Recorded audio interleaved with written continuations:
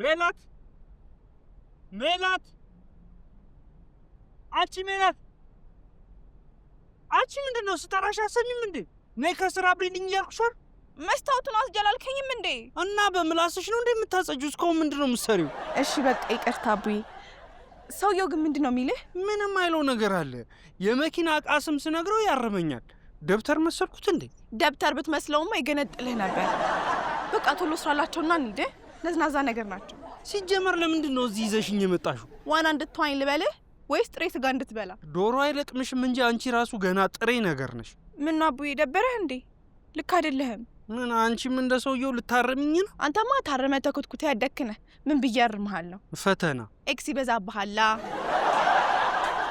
ይኸው እንደፈራሁት ከሌላ የወለዳቸውን ልጆች ሊያስተዋውቀን ይዟቸው መጣ። ትልቅ እኮ ናቸው። እማዬ በህይወት እያለች ከሌላ ወልዶ? አይ እነሱ ወልደውት ምን ትላለች እቺ? የወንድ ልጅ እኮ ጉድ የሚታወቀው ሲሞት ነው። የኛ አባት ግን በህይወት እያለ አክተልትሎ ይዞልን መጣ። ቀስ ብለን ከምድረ ገጽ ነው የምናስወግዳቸው። ለምንድን ነው የምናስወግዳቸው? እና ለአራት ተካፍለን ማትበቃንችን የውርስ ብር እነሱ ተጨምረውበት ስሙኒ ድረሰን ከዛ በስሙኒ ጥፍ እንጫወት። አቡ እንዳለው ሊያገባት አስቦ ቢሆንስ? ያው እኮ ነው እንዴ ሲፋቱ የውርሷን ብላ መጠየቋ ይቀራል። የዛኔ እኛን አያከፋፍላት። ወይ ጉዳችን! እሺ ምንድን ነው የምናደርገው?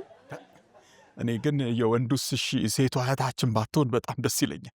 ከወንዱ በላይ ትጠይቃለች ብለህ አይደለም እንዳገባት ነው እንጂ ደስ አትልም?